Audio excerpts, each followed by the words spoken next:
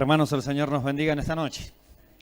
Damos gracias al Señor que podemos seguir escudriñando su preciosa palabra. Y en esta noche nos toca el capítulo 11. Ya llegamos al capítulo 11, son 13 nada más.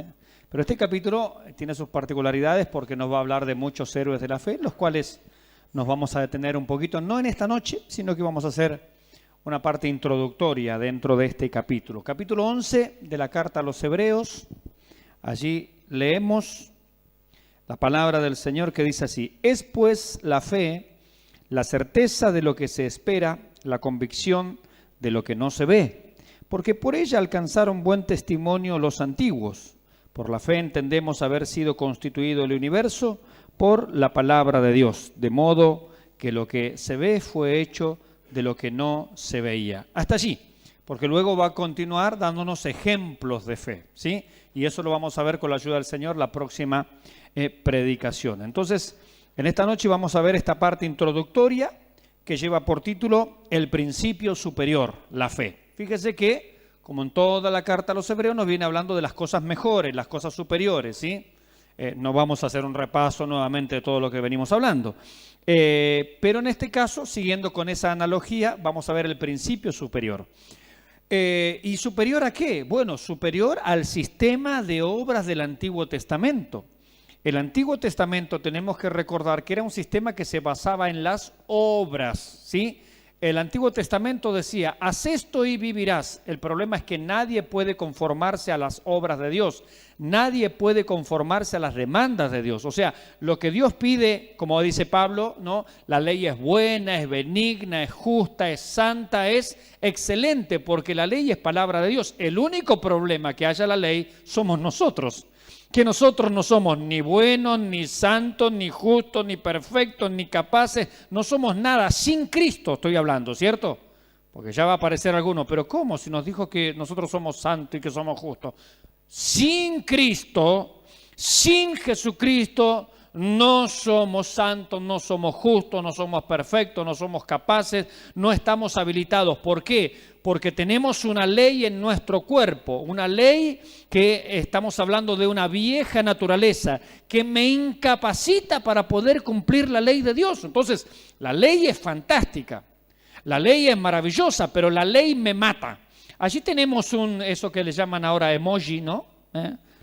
Los viejos emoticonos, ¿cierto? Ahora le llaman emoji. Buah, ponele. Y está ese emoji ahí con los ojitos así saltones y lleva un texto al costado, ¿la mucha letra mata?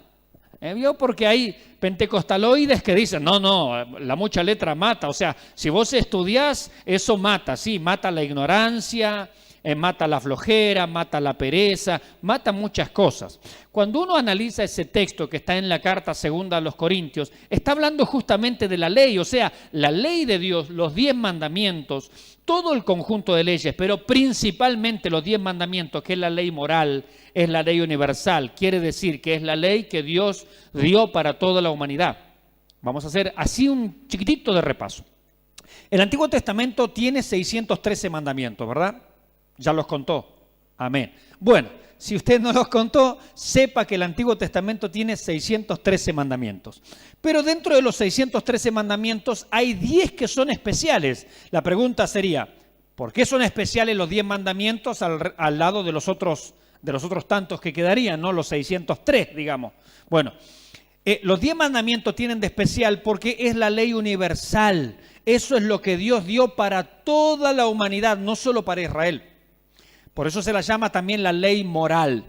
Pablo, en la carta a los Romanos, nos va a decir que esta ley moral, o sea, los 10 mandamientos, esta conciencia básica del bien y del mal, Dios la puso en la conciencia de cada ser humano.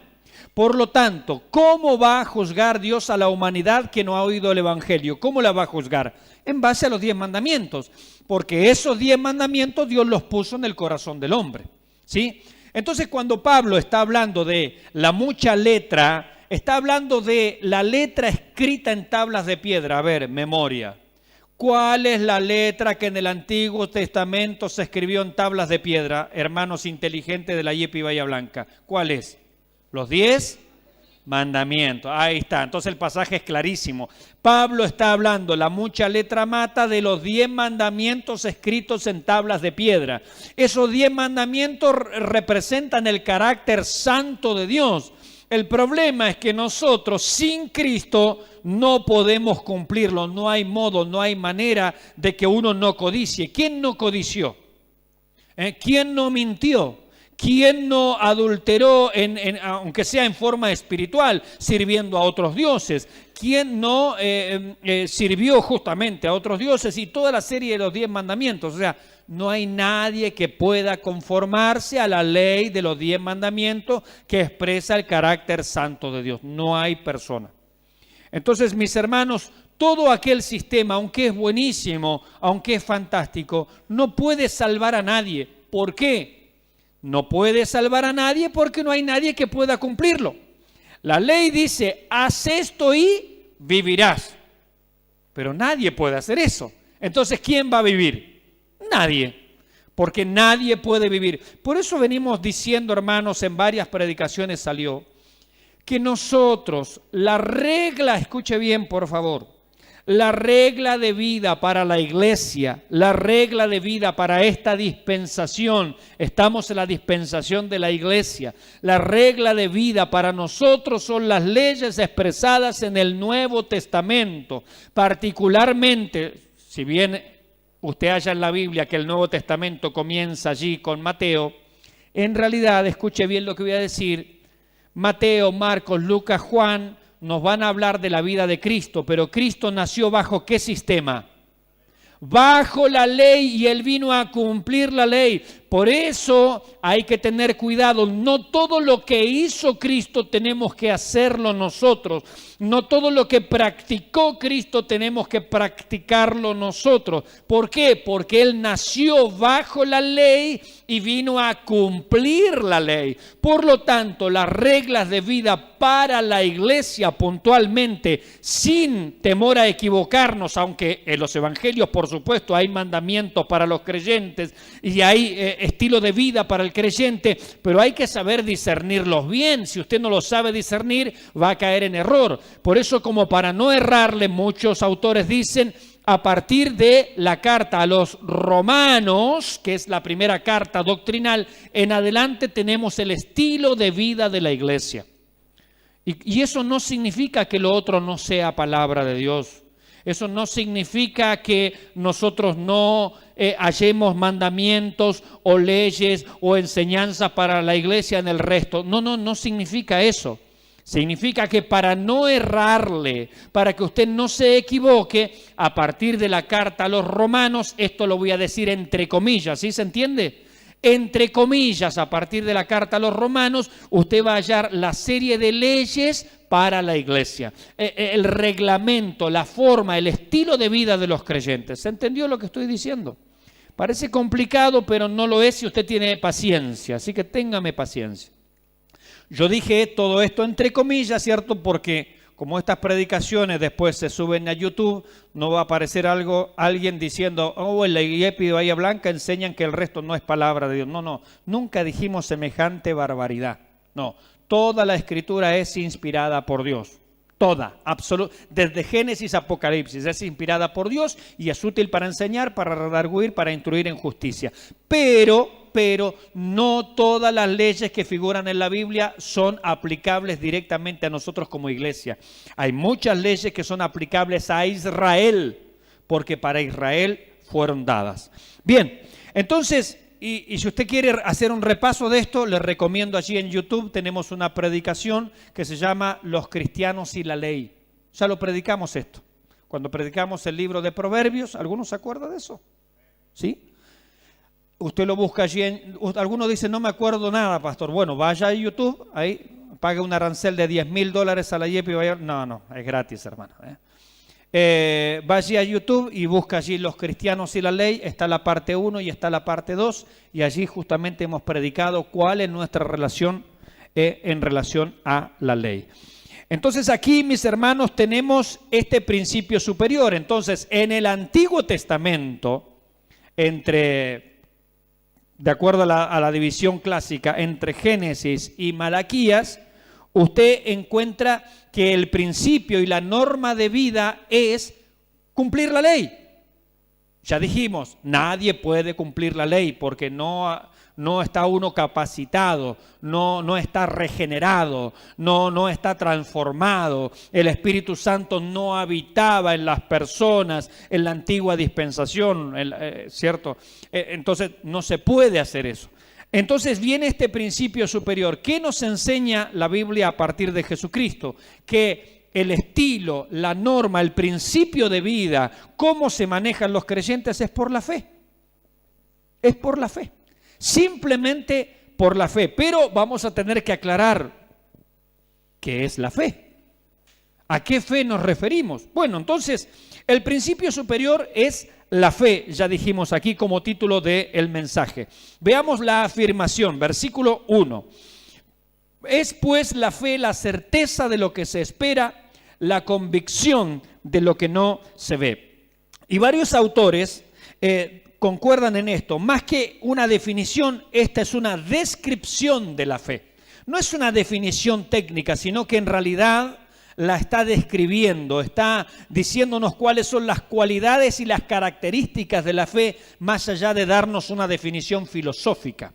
Es como cuando preguntamos, ¿qué es un templo? Bueno, un templo es un lugar donde los creyentes se reúnen para adorar. Es, entre comillas, una definición, pero en realidad esa es una parte de lo que se hace en el templo. Es más bien un aspecto descriptivo, ¿cierto? Bien, entonces más que una definición tenemos aquí una descripción de lo que es la fe. Ahora, de la fe que está hablando aquí, en primer lugar vamos a decir que esta no es la fe que los teólogos llaman la fe salvífica. Y acá nos estamos metiendo con temas delicados, ¿no? Temas complicados, espinosos. Esto es como un erizo, hay que ver de dónde lo agarramos, como un puerco espín. Hay que agarrarlo de un solo lado porque si no usted se va a pinchar las manos.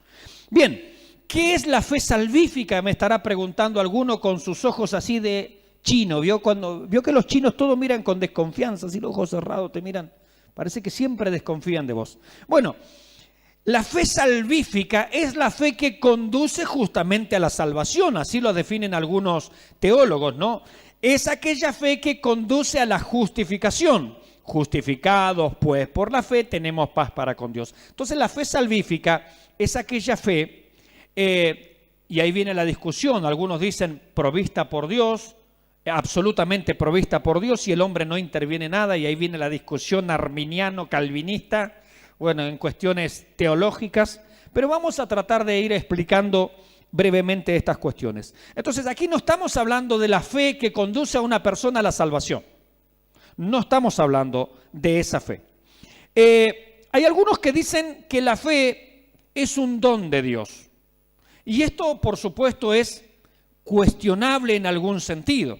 ¿Por qué es cuestionable? Bueno, el pasaje que siempre se cita para decir, y esto no de vosotros, pues es un don de Dios, no por obras para que nadie se gloríe, está allí en Efesios en el capítulo 2, ¿cierto?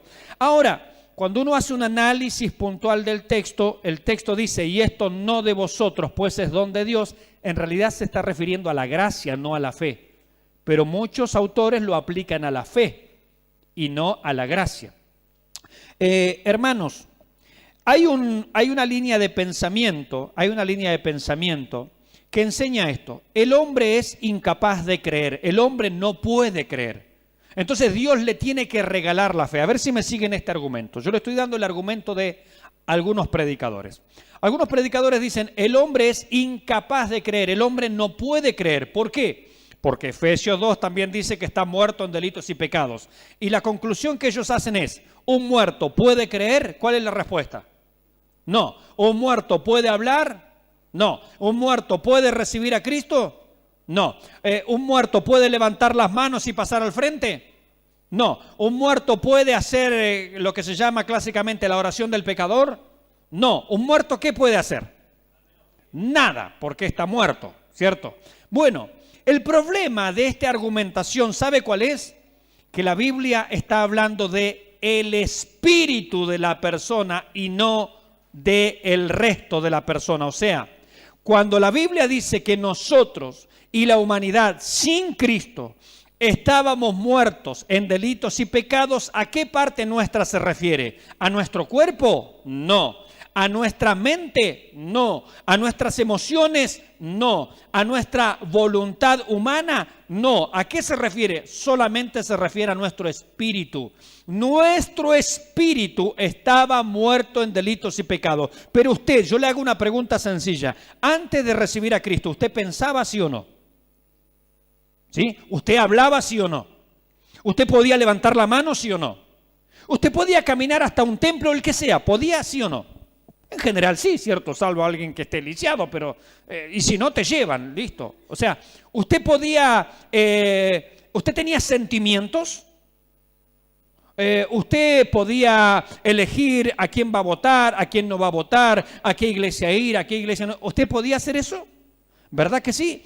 Entonces, aquí viene el tremendo error en que se hace una analogía de lo que la Biblia dice, que estábamos muertos en delitos y pecados, pero la Biblia está hablando de nuestro espíritu, no de nuestro cuerpo, no de nuestra mente, no de nuestras emociones, no de nuestros sentimientos. En una cosa estamos de acuerdo: mi cuerpo, mi mente, mis emociones, mis sentimientos estaban afectados y esclavizados al pecado. Eso está claro. Eso está claro. Pero no estaban muertos. Yo no tenía una mente muerta, estaría muerto clínico. Entonces, estos predicadores, no lo quiero nombrar porque es un gran predicador, pero en esta parte no coincidimos para nada. Es uno de los predicadores de mayor renombre a nivel mundial hoy por hoy. Entonces, cuando quieren explicar el tema del hombre sin Dios, dicen, y van y toman el ejemplo de Lázaro. Lázaro estaba en la tumba. Y ellos preguntan, Lázaro estaba muerto. Y dice, ¿usted le podría presentar el evangelio a Lázaro? ¿Lázaro podía creer? Y no, estaba muerto. ¿El Lázaro podía responder al llamado de Dios? No, porque estaba muerto. ¿Lázaro podía levantar la mano? No, porque estaba muerto. ¿Lázaro podía sentir? No. ¿Lázaro podía buscar a Dios? No. Ven, Lázaro está representando a toda la humanidad sin Dios. Momento, mi querido predicador, a quien yo amo y respeto en el Señor. Lázaro estaba muerto físicamente y la gente a la cual le predicamos no. ¿Verdad que hay una gran diferencia? Mire, yo nunca he cometido la tremenda locura y ridiculez de ir al cementerio, pararme delante de las tumbas y decirle, ustedes que no pueden creer, ustedes que no pueden decidir, ustedes que no pueden aceptar a Cristo, ustedes que no buscan a Dios, ustedes que no pueden levantar la mano, ustedes que no pueden hacer nada, Dios les va a proveer la fe para que crean. Ridículo, absurdo, sin sentido. ¿Por qué? Porque este es el problema, mis hermanos, cuando uno se aferra tanto a un sistema teológico. Este es el problema cuando la teología o el sistema teológico está por sobre la Biblia. Por eso nosotros no nos definimos como calvinistas, ni hipercalvinistas, ni medio calvinista, ni un cuarto calvinista, ni arminiano, ni 80% arminiano, ni un tercio de arminiano. No nos interesa. Pablo, y yo lo quiero decir bien claro en esta predicación, Pablo ya enfrentó este problema en la carta a los Corintios en el capítulo 1. Pablo lo primero que le plantea a los Corintios dice, ustedes son carnales. ¿Por qué son carnales? Porque tienen celos y contiendas entre ustedes. ¿Qué hacían los hermanos corintios? Capítulo 1. Uno dice, yo soy de Pablo. O sea, sería, yo soy Paulino. El otro, yo soy Apolino, porque seguía a Apolo. El otro, yo soy Cefino, porque sigo a Cefas. Y siguiendo esa analogía diríamos, alguno dice, yo soy calvinista, porque sigo a Calvino. Y el otro carnal dice, yo soy arminiano, porque sigo a Arminio. Pablo, ¿qué les diría a todos estos grupos? Carnales. Déjense de seguir a hombres, los hombres se equivocan. No pongamos los sistemas teológicos por sobre la palabra de Dios. Nos llenamos la boca con los postulados de la Reforma, ahora que se cumplieron 500 años de la Reforma protestante, y decimos la sola Escritura, pero resulta que el sistema teológico nuestro está por sobre la Escritura en la práctica. Yo he escuchado predicadores estos mismos de renombre, a quienes amo y respeto en el Señor, diciendo, la línea de la sana doctrina es aquella que sigue los cánones del sínodo de Dort, de donde surge lo que se conoce como el hipercalvinismo, los 5 puntos del calvinismo. Miren, mis hermanos,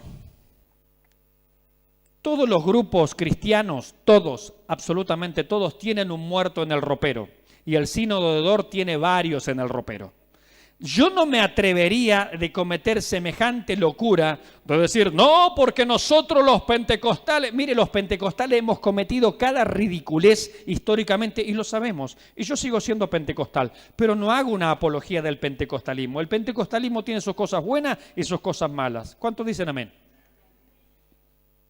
Yo sigo siendo pentecostal sabiendo que el pentecostalismo ha dicho cada cosa ridícula y que ahora hay un movimiento neopentecostal al cual nosotros no queremos saber nada con eso. Eso se llama neopentecostalismo, lejos de nosotros, fuera así, va de retro, así, bien lejos de nosotros. Pero todos los sistemas teológicos tienen un muerto en el ropero y el sínodo de Dort tiene más de un muerto en el ropero.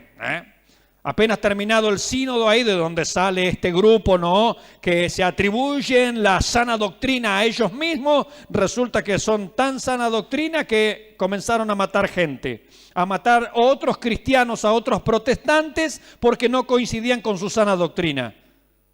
¿Qué opinarían estos predicadores si yo ahora mato en nombre del pentecostalismo a otros cristianos porque no son pentecostales? Dirían, este es un hereje. Bueno, tendrían razón. Lo mismo se puede aplicar para aquellos sistemas. Hermanos, lo que queremos decir es que no se puede poner el sistema teológico por sobre la Escritura. La Biblia tiene que estar por sobre el pentecostalismo, por sobre el sínodo de Dort, por sobre los hipercalvinistas, los calvinistas moderados, los un tercio calvinistas, los un cuarto presbiterianos, los un tercio luteranos, los 80% arminianos. No interesa, mis hermanos. La Biblia tiene que estar por encima de cualquier sistema teológico. Entonces aquí no estamos hablando de esa fe que salva. ¿Por qué? Porque ya dijimos, se está entendiendo de que la fe es algo que Dios te regala y como tú estás muerto, tú no puedes creer. El problema es que la Biblia dice que estás muerto espiritualmente, no mentalmente, no físicamente, no emocionalmente. Entonces el hombre, otro nivel de fe, es la fe natural. Pero aquí tampoco está hablando de la fe natural. En último caso, volviendo atrás, si yo voy a comparar algún episodio de los evangelios en cuanto a cómo está el hombre sin Dios, yo preferiría decir, el hombre es como aquel paralítico que necesita ser traído. Él puede hablar, él puede gritar, él puede clamar, él puede hacer algo, pero no puede venir por sus propios medios, necesita que alguien le traiga. Y esa es la labor del Espíritu Santo. Yo sin Cristo, mis hermanos, no podía hacer nada por mi salvación, pero el Espíritu Santo me trajo y me condujo. Yo estaba vivo en mi cuerpo, yo estaba vivo en mi mente. No estaba en el cementerio enterrado 4 metros bajo tierra. Eso es ridículo, esa analogía. Es una farsa, simplemente porque, insisto, se toma el sistema teológico por sobre la Biblia. Eso es un absurdo. Pero acá tampoco este pasaje, entonces, no habla de la fe salvífica, no habla de la fe que Dios te regala como don para que tú llegues a creer, para que tú llegues a ser salvo. Y ya dijimos que eso es un extremismo. Pero tampoco es la fe natural, porque todos creen en algo, ¿sí o no? ¿Usted creía en algo antes de venir a Cristo? Equivocado no importa. Usted creía en algo. Algunos creían en Buda, otro en el gauchito Gil, el otro en la difunta Correa, el otro en alguna religión oriental, el otro creía en el horóscopo y todos los días antes de salir de la casa leía el horóscopo y se veía una escalera, no pasaba por abajo, y si se cruzaba un gato negro más vale darle una patada porque trae mala suerte, y si te rompía el espejo, ¿qué hacías? No, 7 años de desgracia, y te comprabas el elefantito y le metías el billete en la trompita doblada para que te traiga buena suerte. Ahora está el gatito, ¿cierto? El gatito llamador. Bien, pero toda la gente cree en algo, equivocado o no importa, pero la gente cree. Es más, no se puede negar la fe, porque la misma Biblia contradice esa postura de que el hombre no puede creer. Santiago dice, ¿tú crees en Dios? ¿Tú dices que tienes fe? Santiago se jacta, dice, ¡ja! Hasta los demonios creen y tiemblan. O sea, no está hablando de, podría haber dicho, mira, Jack el Destripador también era un buen creyente en su opinión. Mira, el peor de los asesinos también cree en algo. No, pone el ejemplo más grotesco, más grosero. Los demonios. ¿Qué más malo que un demonio? ¿Qué más malo que el mismo Satanás? ¿Verdad que es más malo que cualquier ser humano? Porque el ser humano está influenciado por Satanás. Él es mentiroso y padre de mentira. Él es asesino, él es criminal por naturaleza. Y Santiago dice, tú dices que crees en Dios. Santiago no discute que el hombre cree en Dios. Santiago lo afirma, la Biblia lo afirma, el hombre cree. Pero eso no es gran cosa, dice Santiago, porque hasta los demonios creen. ¿Y qué más hacen los demonios? Tiemblan. Ellos saben que Dios existe y ellos saben del final que les espera. Ellos no ponen en duda la palabra de Dios para sí mismos. La ponen en duda para nosotros, para arrastrarnos con ellos al lago de fuego que fue preparado para Satanás y sus ángeles. Ellos dicen, no nos queremos ir solo con el hato de cerdos al precipicio y al abismo y a la condenación eterna. Queremos arrastrarnos cuantos hombres pueda. Queremos engañarlos y mentirles diciéndole que Dios no existe. Pero ellos saben que existe. Ellos creen y tiemblan porque saben del juicio venidero. Así que qué ejemplo más grosero que ese, ¿verdad? Lo que hace Santiago realmente destruye el argumento del sínodo de Dort y del hipercalvinismo. Lo destruye, lo despedaza. Es como un león que agarró una pequeña gacela herida ahí, en recién nacida. ¿Qué chances tiene? Lo despedazó Santiago con su argumento. Hasta los demonios creen. ¿Cómo voy a negar que el hombre no puede creer? Ridículo, absurdo. Por eso digo, cuando la teología está por sobre la Biblia, eso no se debe hacer, mis hermanos. Dios nos libre de eso. Pero toda persona tiene una fe natural, en algo cree. Aún nosotros sin Dios, creíamos en Dios, creíamos en su existencia. ¿Verdad que usted antes de venir a la iglesia, usted ya creía en Dios? Antes de entregar su vida a Cristo, usted creía en Dios. Los demonios también, dice, no hay problema con eso. Hay una fe, existe una fe natural. Pero no está hablando de esa fe aquí, tampoco está hablando del don de fe. Esto es para los creyentes. Vieron que hay creyentes que reciben el don, por ejemplo, no sé, de administrar, el don de maestría, el don de dar, el don de misericordia. Algunos, nosotros creemos en el don de lengua, aunque no lo buscamos. No es nuestro interés andar buscando el don de lengua. El que el Señor se lo dio, que lo use, que lo utilice, no interrumpa el culto, por favor, hágalo allí en silencio y adore al Señor privadamente. Punto. Hasta ahí llegamos nosotros, o sea que tenemos un pentecostalismo acá bien moderado. ¿Sí? Nada de interrumpir la predicación. Yo he visto, lamentablemente, y esto a mí me agarra una ira santa, he visto en reuniones pentecostales y yo me hago la gran Caifás, me rasgo las vestiduras y pego el grito. He visto en iglesias pentecostales como se está predicando la palabra y se para un hermanito allá para hablar en lenguas o para supuestamente dar una profecía y se corta la predicación para escuchar las cabezas de pescado que surgen en el medio ahí del culto. La Escritura dice, habla Jehová, calle delante de él toda la tierra. Lo que estamos compartiendo ahora es la palabra de Dios. No permitimos en esta iglesia, mis hermanos, interrupción al mensaje del Señor. No lo permitimos. No estamos de acuerdo, no nos parece. Nos parece un insulto a la palabra del Señor detener una predicación porque un hermanito allá o una hermanita quiere hablar en lenguas. Cállese. Siéntese y escuche la palabra de Dios. Hay este principio, ¿no? Dentro de las iglesias pentecostales. Bueno, dice, vamos a pasar a la parte más importante ahora del culto, la palabra de Dios. Eso sí, no se demoren mucho. El culto duró como 5 horas. Estuvimos allí escuchando y cantando y oportunidades y bla, bla, bla. Llega el momento de la palabra y el eslogan está siempre metido. Vamos a pasar a la parte más importante del culto, que es la palabra de Dios. Y por lo bajo te dicen, pero no se demore mucho, no la alargue. Pero no es la parte más importante. Entonces no me censura el mensaje. Ahora, si no nos interesa el mensaje, no lo demos y listo. Pero no censuremos el mensaje. Ni nos prestemos para interrupciones. Hermanos, yo insisto esto bien claro. En esta iglesia aquí local, la IEPI Bahía Blanca, no está permitido por parte de nadie interrumpir el mensaje. No me interesa a mí si alguien dice, bueno, yo recibí una revelación de San Pepito. Me importa poco, mis hermanos. Guárdese su revelación, no hay más revelaciones. El canon bíblico está cerrado, esa es nuestra postura. ¿Sí? Y hacemos bien, dice la palabra de Dios, en estar atento a la palabra profética más segura. ¿Cuál es la palabra profética más segura? La Biblia. De ella estamos hablando, entonces todo el mundo cerrado la boca, excepto para decir amén. ¿Se puede decir amén aquí? Amén. Ah, gloria a Dios. Bien, eso sí se puede decir. Cuando usted confirma la palabra, amén. Porque usted le está diciendo amén, no el predicador dice a la palabra de Dios.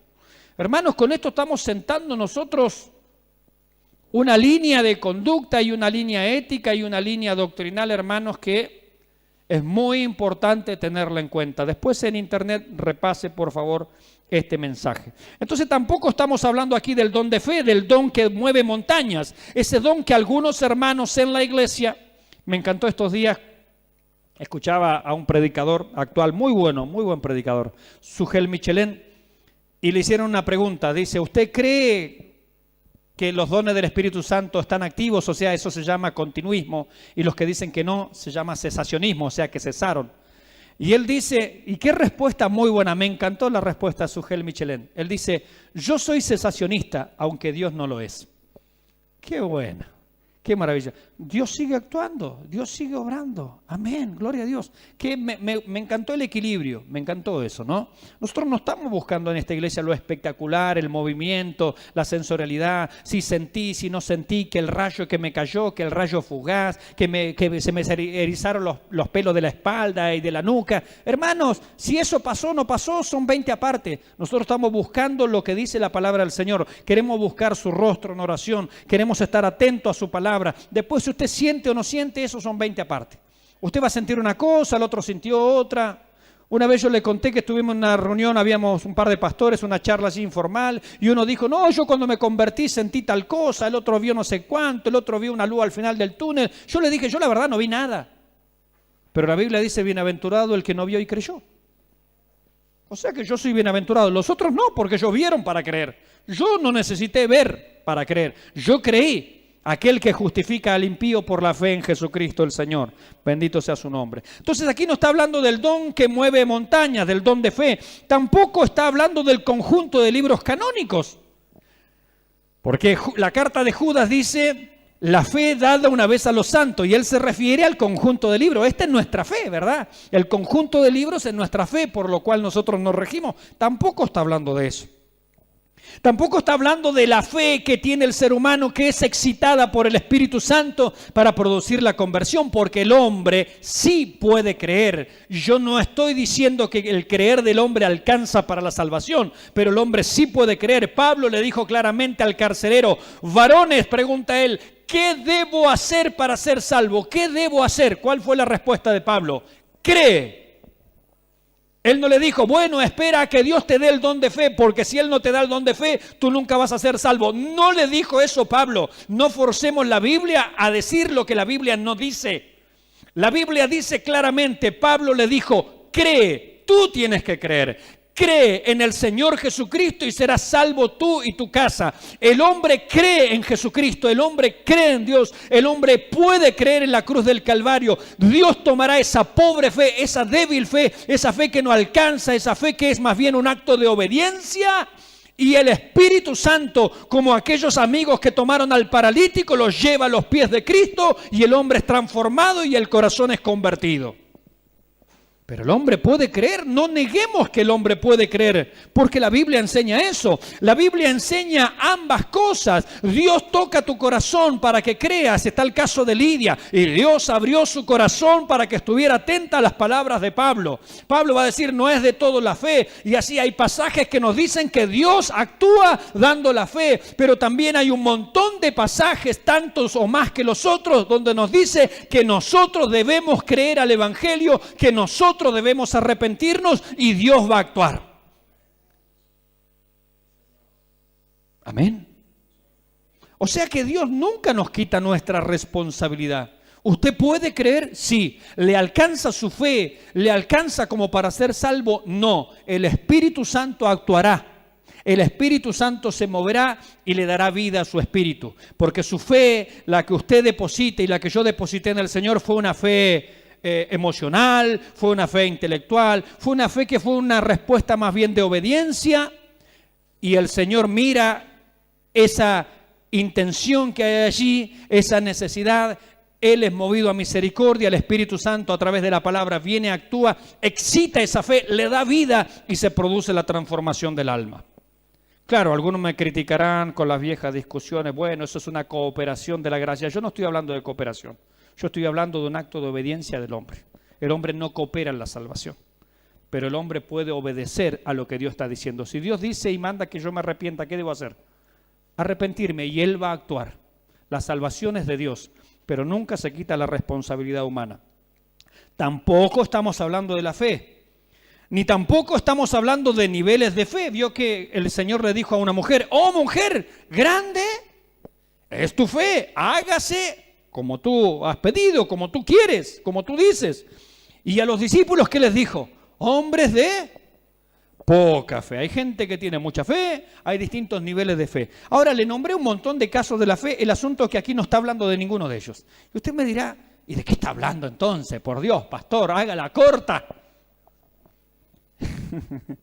Hermanos, aquí cuando está hablando de después la fe, está hablando de la fe como una forma o dinámica de vida en el creyente, de cómo nosotros vamos a caminar diariamente.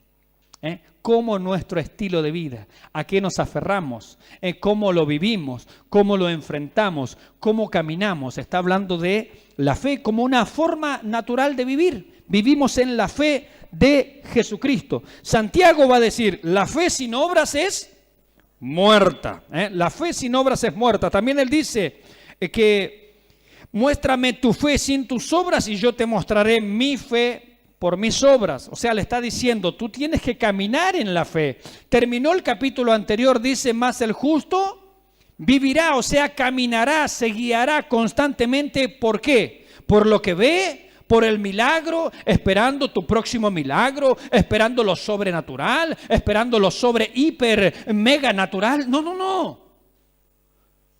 Caminará por la fe, como abrazándose al invisible, como hizo Moisés, que nos va a contar más adelante, como viendo realidad en lo que no es tangible, como diciendo, Dios está en este lugar, Dios está presente, Él está conmigo.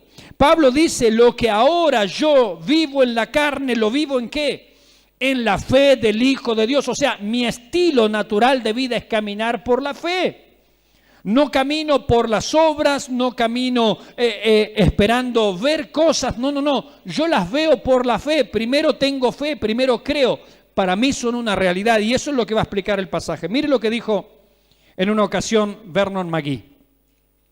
Dice que Satanás vino a la puerta, él comentó el caso de una historia, no, yo voy a poner su nombre en realidad. Vernon McGee dice que Satanás un día vino a la puerta de mi corazón a preguntar por mí. Y dijo Satanás, golpea la puerta del corazón, y dice, ¿vive aquí Vernon McGee? Y dice que salió Cristo a atender y respondió, no, él ya no vive más aquí, ahora está en mi casa. Y esto es la vida del creyente, mis hermanos.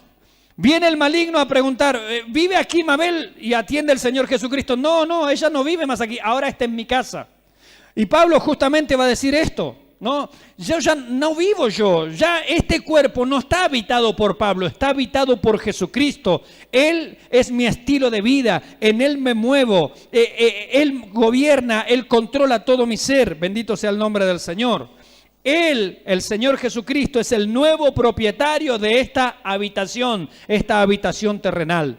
Y dice aquí, mis hermanos, es pues la fe, la certeza de lo que se espera. Mire, la palabra certeza es la misma palabra que usó en el capítulo 1, versículo 3, cuando habló de sustancia. En el capítulo 1, versículo 3, habla de Jesucristo, dice, y Él es la imagen del Dios invisible, ¿no?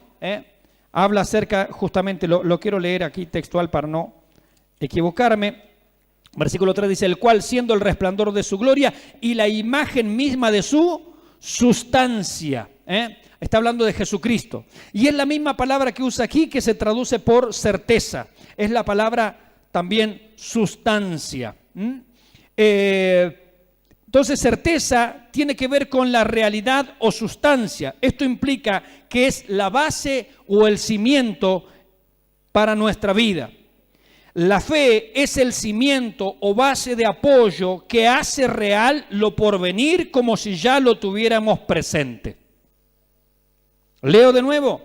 La fe es el cimiento o base de apoyo que hace real lo porvenir como si ya lo tuviésemos presente. Fíjese que Dios llama a lo que no es como si fuera. Nosotros por la fe ya estamos en los lugares celestiales. No dice celestiales con Cristo Jesús. No dice estaremos. Dice estamos.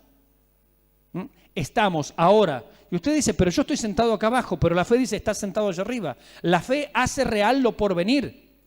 Lo hace real, lo abraza, lo toma. Por eso dice que aquellos, va a decir más adelante, aquellos peregrinos, ¿no? Dice, los saludaron, se abrazaron, lo vieron, mis hermanos. Pudieron disfrutar de las cosas que eran futuras, pero que para ellos era una realidad ahora, hoy. Dice también la convicción de lo que no se ve. La palabra convicción tiene la idea de presentar una prueba convincente, o sea, la fe me da una prueba absolutamente rotunda, convincente, de que lo que está como futuro en realidad es hoy, en este momento, ahora ya. Y esto crea una paradoja. El primero que notó esta paradoja fue por allá por el año 400 Crisóstomo. Él dice, habla de esta paradoja, ¿no? Que la ciencia necesita demostrarlo para ser cierto, ¿verdad? La ciencia dice ver para creer. O sea, yo tengo que demostrarlo, tengo que verlo, luego lo puedo creer, luego lo puedo afirmar. Sin embargo, dice que la fe necesita creerlo para verlo. Entonces, la ciencia necesita ver para creer, pero la fe necesita creer, por eso lo ve. Para la fe es una realidad. Para la ciencia dice, no, está por verse. Para la fe no, es una realidad. Ahora, ¿por qué? La pregunta sería, ¿es la fe, estoy como Ravi Zacarías, no me agarró un ataque de Ravi Zacarías, ¿es la fe ingenua? Qué título para una predicación de Ravi Zacarías, ¿no? ¿Es la fe ingenua? Podríamos hacer una pregunta. Pablo, ¿qué respondería si le hiciéramos esta pregunta? ¿Es la fe ingenua? Él diría en 2 Timoteo 1:12, yo sé ¿a quién he creído? No dice yo sé en qué he creído, dice a quién. ¿Por qué la fe ve como realidad cosas que no puede ver, que no puede percibir por los sentidos? ¿Por qué? Porque fueron dichas por aquel que es todopoderoso, por aquel que no miente, por aquel que no cambia, por aquel que es inmutable, por aquel que es fiel. Porque Él lo dijo, yo digo amén. ¿Se da cuenta?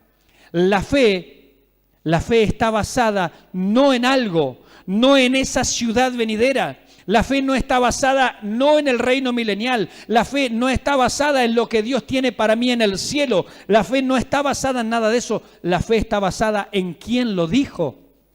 Porque el que lo dijo es fiel y verdadero. Yo puedo darlo por cierto. Absolutamente por cierto. Y nos va a decir más adelante, no. Dios le dijo a Abraham, sacrifica a tu hijo. Y él dio por cierto que él lo resucitaba. Qué tremenda fe, ¿no? Dice, si él me dijo que por este muchacho viene la descendencia, ahora me pide que lo mate. Lo mato, porque lo resucite y después tengo descendencia. Él vio como una realidad porque él creyó a quien lo dijo. Él dijo que de ese niño venía la descendencia. Él dice, bueno, si yo lo mato, él lo tiene que resucitar, porque ¿cómo se va a reproducir el pobre muchacho? Él vio como realidad las cosas que no se veían, las dio por cierto. ¿Por qué? Porque era un tipo positivo, porque tenía una fe positiva, porque él adhería a los ministerios esto de palabra de fe. Dilo, ten fe, créelo, visualízalo, embarázate de la visión, dicen ahora estos ridículos.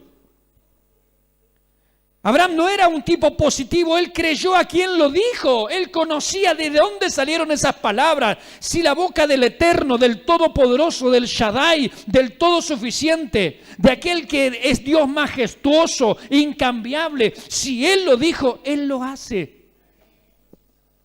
Entonces la fe está basada en aquel ¿De quién son las palabras? Por eso Pablo dice, yo sé a quién, no en qué. Nosotros muchas veces respondemos, yo sé en qué creo. Deberíamos cambiar nuestro vocabulario en parte, ¿no? Yo sé a quién le creo. Está bueno saber en qué creemos, ¿cierto? Como argumento teológico, etcétera, etcétera.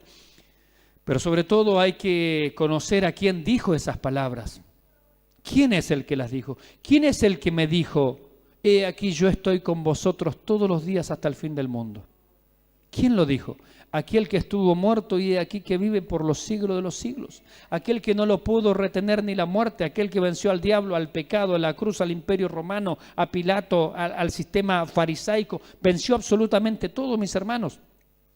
Él lo dijo, he aquí, toda potestad me es dada en el cielo y en la tierra. ¿Qué dijo? Por tanto, id, una orden, y haced discípulos, enseñándoles que guarden todas las cosas, bautizándoles, etcétera, etcétera. Entonces, no es por la fe, es en quién está depositada la fe. ¿En quién? ¿Quién es la persona? Mire, como decíamos recién en los ministerios, esto por ejemplo de palabra de fe, se exalta la fe, pero no se exalta a Cristo. Somos salvos, hermanos, por la fe, siempre y cuando esta fe esté puesta en Cristo, porque no es la fe, es Cristo. Esto ya lo dijo Spurgeon. No es la fe, es Cristo. Porque si no, si es simplemente por la fe, bueno, la fe sería el argumento o el elemento mágico, ¿no? Yo por la fe ya soy salvo. No, no, es en quién. Esa fe tiene que estar depositada en Jesucristo. La fe en algunos, como decíamos recién, no es más que positivismo. Aquí no estamos hablando de positivismo. Decláralo, díselo, ve como real algo que todavía no es. Llama a los billetes. Y está la otra mujer así media chiflada, se pone los billetes en la oreja. Dice, los billetes hablan, los billetes hablan. Si no lo vio, no se perdió nada, ni lo busque. El positivismo de estos predicadores farsantes, de estos predicadores que alejan de la cruz de Cristo, no quieren hablar de estas cosas. Nuestra fe, mis hermanas, no está basada en un objeto, sino en una persona. Como ya dijo en el capítulo 10, versículo 23, porque fiel es el que prometió. Porque Él es fiel, fiel es el que prometió. Por eso esta fe, mis hermanos, hace realidad lo que no se ve, lo abraza, lo toma, no porque sea una fe ingenua, sino porque está creyendo de quién son estas palabras. Estas palabras que tenemos aquí delante nuestro, mis hermanos, son palabras del Dios Todopoderoso. Y ahora nos va a dar argumentos inclusive cósmicos. Por la fe creemos que fue creado el universo, constituido, ordenado. Pero me estoy adelantando. La fe es el cimiento que da sostén y realidad a lo que esperamos y una prueba irrefutable de que es verdad.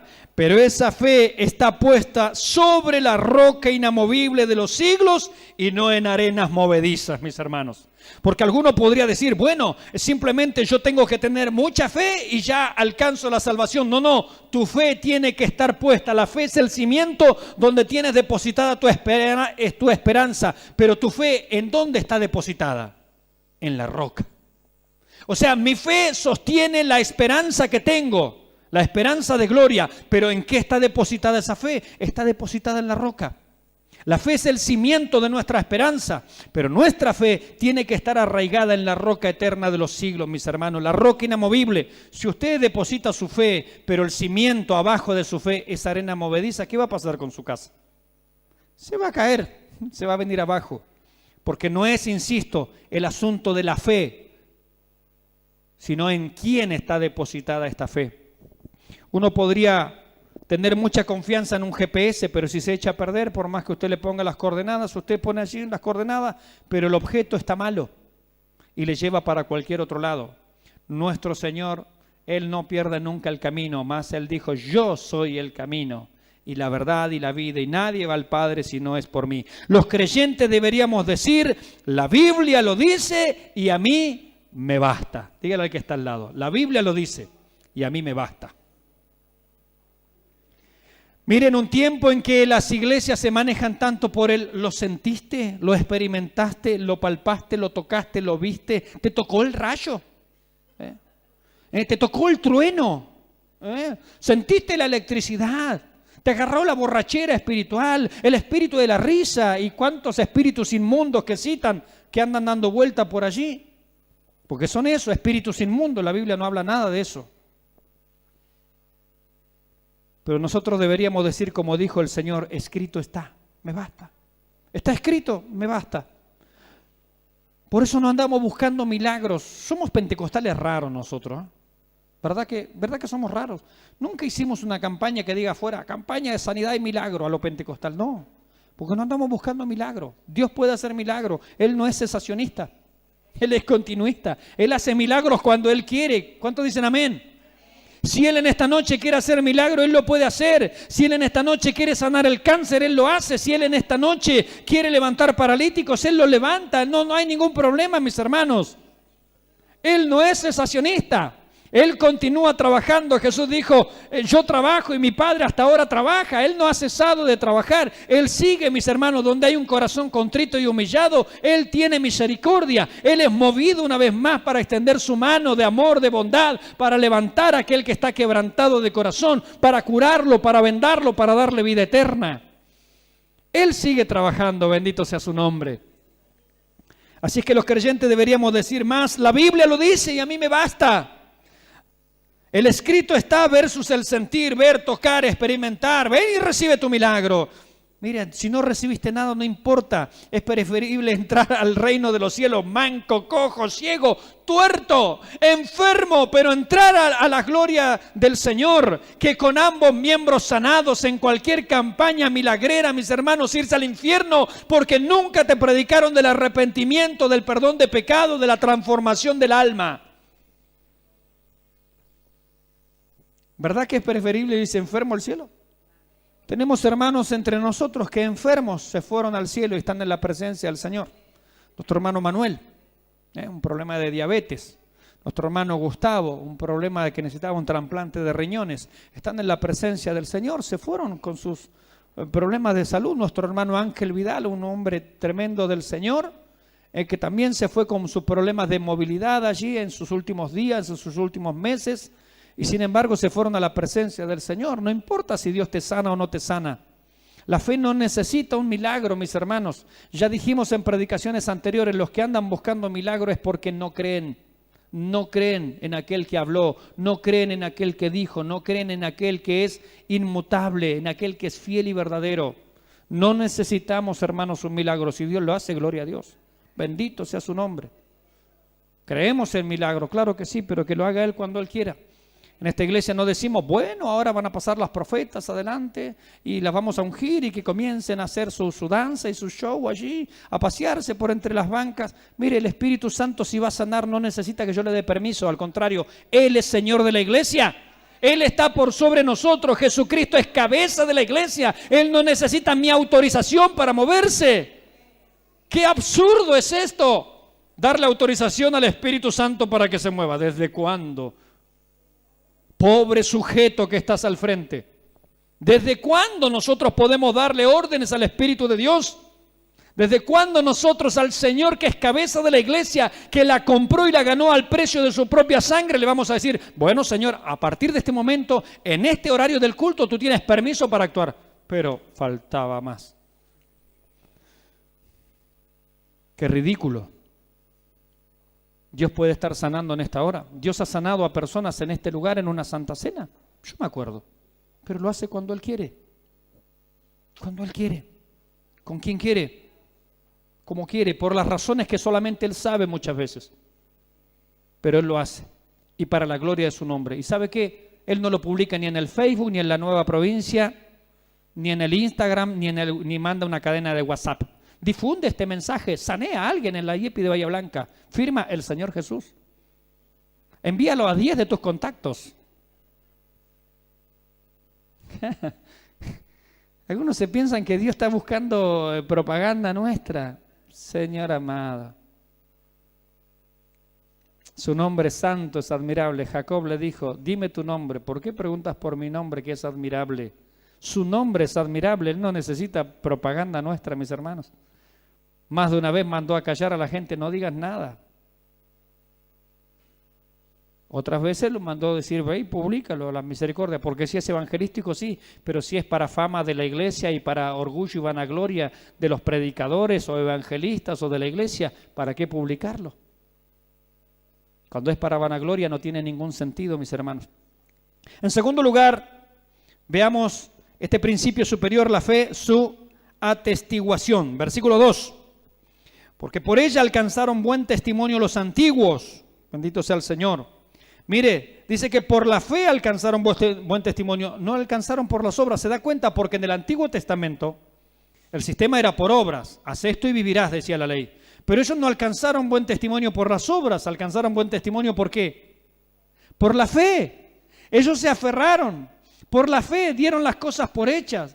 Por la fe ellos creyeron, no fue por las obras. ¿Se da cuenta lo que dice la Biblia? El sistema se basaba en obras, pero ellos lo alcanzaron el buen testimonio por la fe. La pregunta es, ¿el buen testimonio de quién? ¿Del resto de sus contemporáneos? No. A Isaías lo aserraron, a Jeremías lo apedrearon allí en Egipto. Así a los grandes hombres de Dios vivieron, dice, va a decir el resto del pasaje, ¿no? Vivieron en cuevas, de este mundo no era digno de ellos. ¿De quién alcanzaron entonces buen testimonio? ¿De su sociedad, de los sacerdotes, de sus contemporáneos, de los países vecinos? No, alcanzaron buen testimonio, el único testimonio que vale la pena recibirlo, mis hermanos, el testimonio que viene de Dios. Dios está diciendo, Dios le dijo a Abraham, y creyó Abraham a Dios y le fue contado por justicia, y Dios lo llamó mi amigo Abraham. El buen testimonio que alcanzaron fue de parte de Dios, que es el único testimonio que necesitamos. Pablo diría, no, si algunos, perdón, la Escritura dice, no, que mayor es el testimonio de Dios. Mayor es el testimonio de Dios que de cualquier otra cosa. O sea, lo que está diciendo la Escritura aquí, que estas personas de parte de Dios fueron dignos de alabanza. Dignos de alabanza. Cuando mi hermano Javier predicó estos días acerca del tribunal de Cristo, ¿qué recibiremos en el tribunal de Cristo? La alabanza. La alabanza de parte del Señor. Nuestra obra de fe. Primero la fe, luego nuestra fe es para obra. ¿Se da cuenta?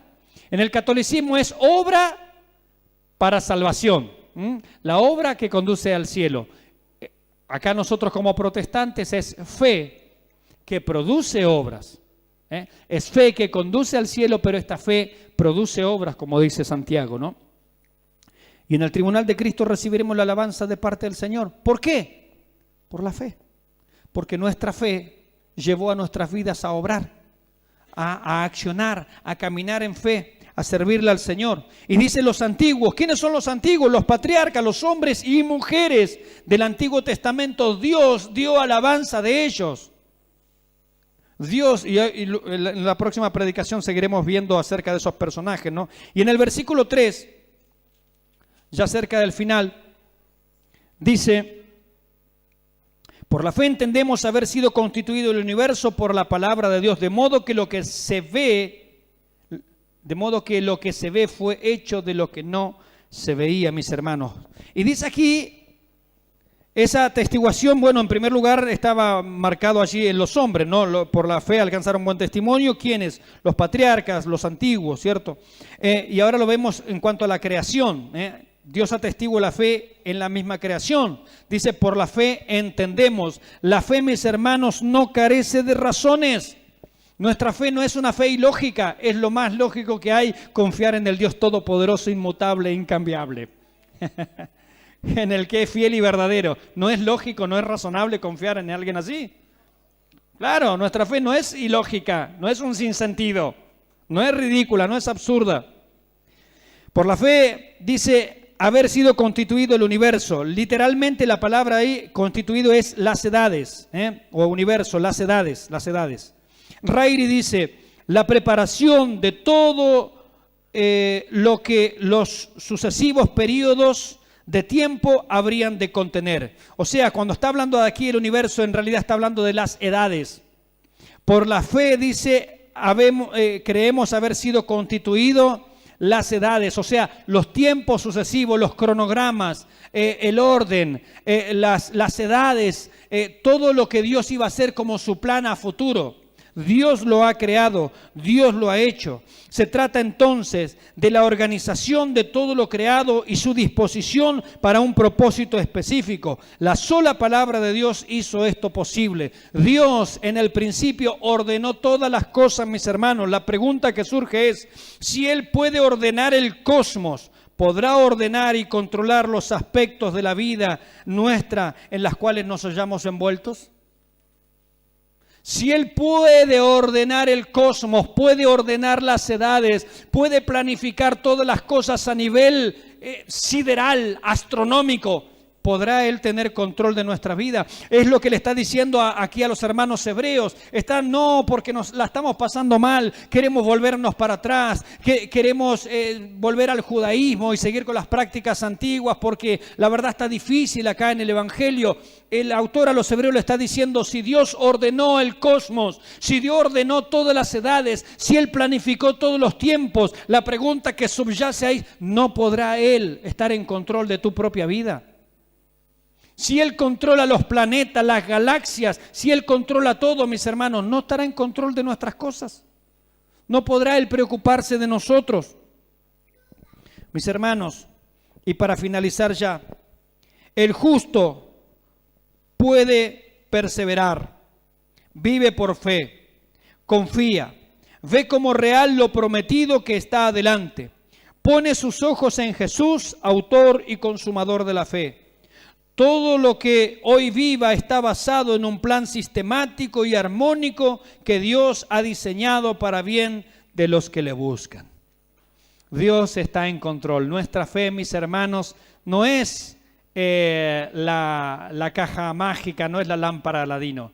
Nuestra fe tiene sentido porque está basada en una persona y esta persona es el Señor Jesucristo.